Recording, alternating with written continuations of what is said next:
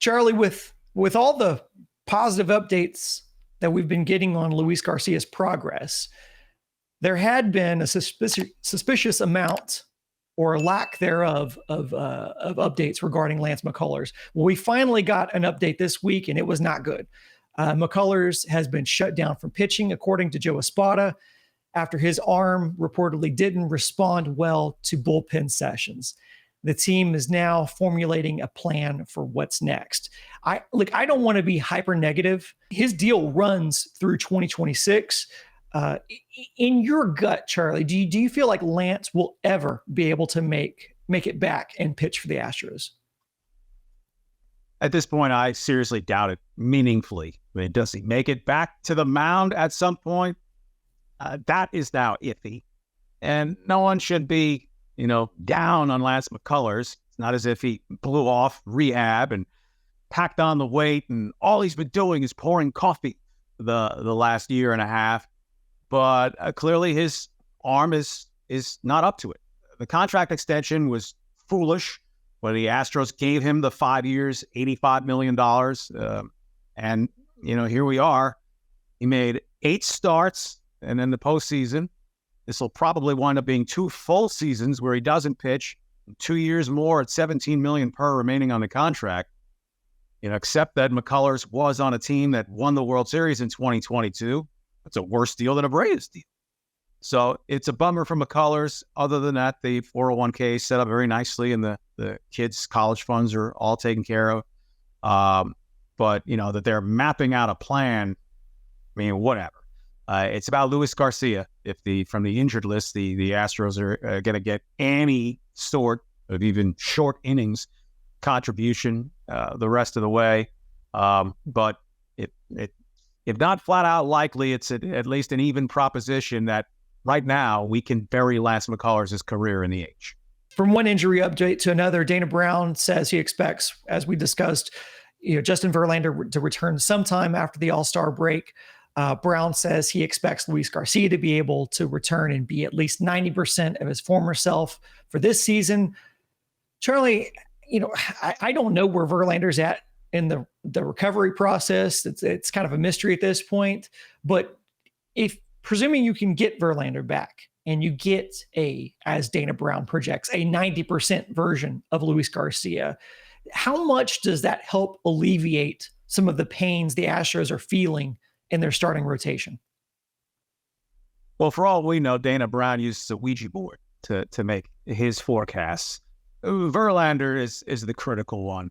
Ronel Blanco continues to pitch well. He's dipped some, but it's not like he started getting hammered start to start. But as he bears down on his prior career professional innings high of 125, he's going to get there within the next month, and then there's going to be another month and a half of season still after that. That's a cross your fingers. Hunter Brown was almost due for a Clark Erdy. Certainly had it in Minnesota. I frankly thought it was short-sighted to have him take one for the team and stay in there and gut it out. To his credit, he did that, but throwing 105 pitches when Hunter Brown is on course to again blow through his career professional high as he did last season. But those are the 1-2 in the Astros rotation. Framber Valdez continues to be 2 big innings prone, but overall does consume innings and is a credible at least number 3 starter. After that, it's wing and a prayer time, which is why Verlander, who's done as an ace, as a 7 innings as often as not type guy, as a low 2s or high 1s ERA guy, the book's closed. He's 41 years old. He's had now several different injuries over the last year and a half. But to be back and be a competent 5 or 6 inning starter for even 10 more starts the rest of the way would be so valuable for this rotation, because Spencer Arrighetti maybe gets there. And 2 months ago, who would have thought Hunter Brown would be where he is now? But there are really no signs of any consistency of command from Arrighetti. He mixes one real good start in every 3 or 4. Well, not capable pitchers can do that. The majority of the starts, the command is poor. He doesn't get you out of the 4th or 5th inning. He's only in this rotation because of all the injuries.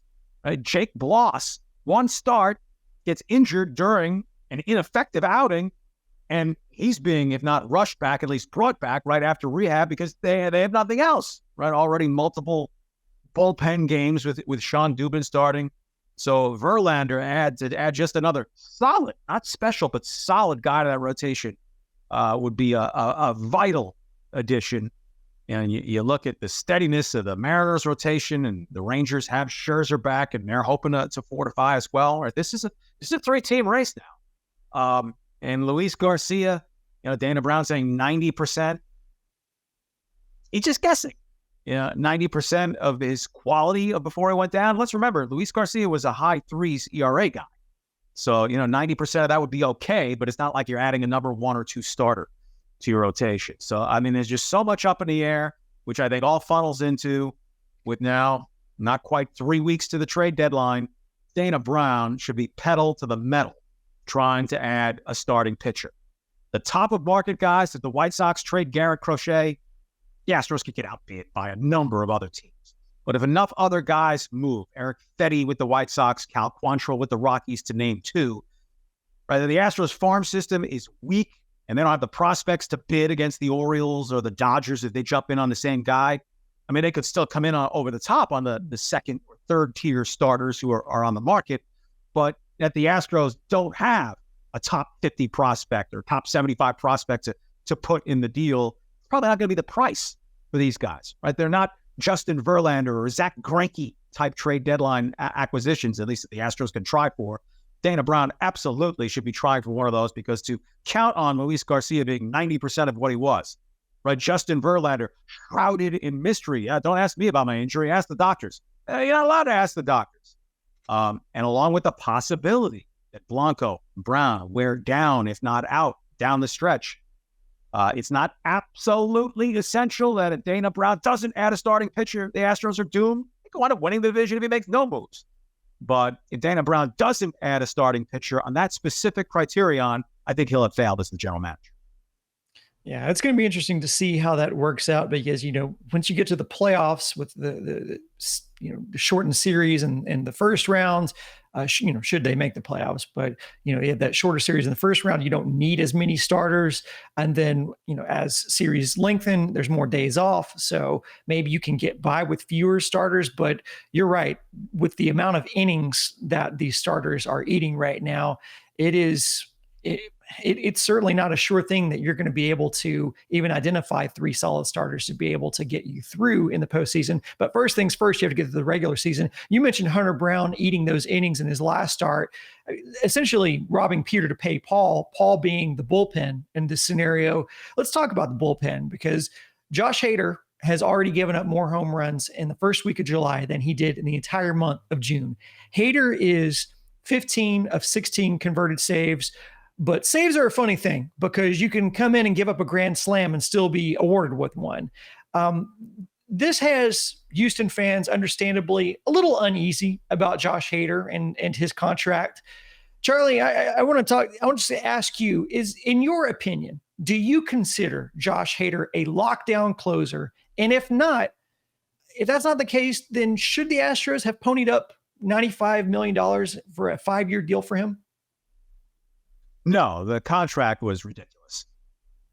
Whether they were starting to feel a little bit desperate and let's make a splash and lavish the richest in real dollars contract, right? Edwin Diaz is with the Mets. How's that going so far? New York taxes and so forth, Haters in real dollars in Texas, actually more valuable than Diaz's. 5 years for a 30-year-old closer. Hey, in a vacuum, it was a great addition. A lefty to the bullpen, team him up with Presley and Abreu. But viewed narrowly, hey, adding Josh Hader, why not? But if it's going to have payroll ramifications elsewhere on your roster, not just this year, but over the next 4 years, that was one reason that it was eyebrow-raising.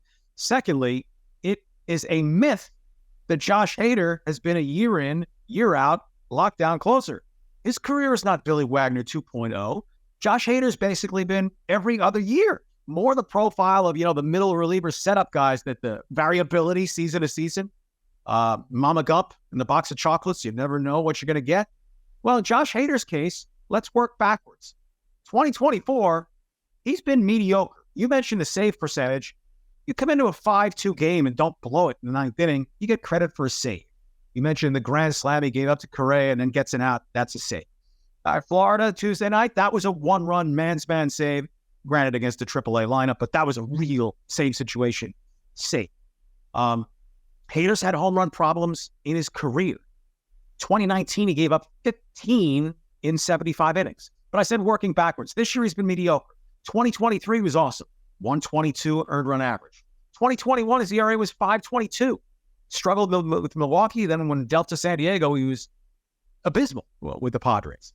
In 2020, he was not very good in the shortened season. ERA, I want to say 3.79. 2021, he was great. ERA in the ones. So he has not been year in, year out fantastic. He has last had an ERA below 3.79 in consecutive seasons in 2018 and 2019. I believe we're 5 years past 2019, and he has work to do to get his ERA below 3.79. So, no, Josh Hader's not on a closer Hall of Fame track. And he's not this much behind what Mariano Rivera was or Billy Wagner, who finally should get into the Hall of Fame next year. But he was a good acquisition, ... But at 5 years, $95 million, and that he was going to be automatically lights out all season, nah. The track record belied that. I found it amusing that after Hader gave up the walk-off to Vasquez, I saw some Astros fans on X saying, oh man, sure wish we had a closer like from back in the day, like Brad Lidge, which is very ironic considering how Lidge's time ended in Houston. I'll leave it at that. That's going to be it for this episode of Stone Cold Stros. If you listen on podcast and you enjoy the show, please be sure to give us a 5-star rating. Charlie, Josh, and I will catch you next week. And if you want to catch, I don't know if we're going to be doing any bonus content during the week just because of what's going on here in Houston, but we'd still encourage you to subscribe to SportsMap Houston and SportsMap Texans on YouTube. We will try to get some more content out for you. If nothing else, you should be subscribing to SportsMap Texans on YouTube because we will be ramping up the Texans on Tap podcast very soon ahead of the Texans 2024 season. And so until then, we'll catch you on this show on Stone Cold Stros next week. Thanks for listening. Until next time, go Stros.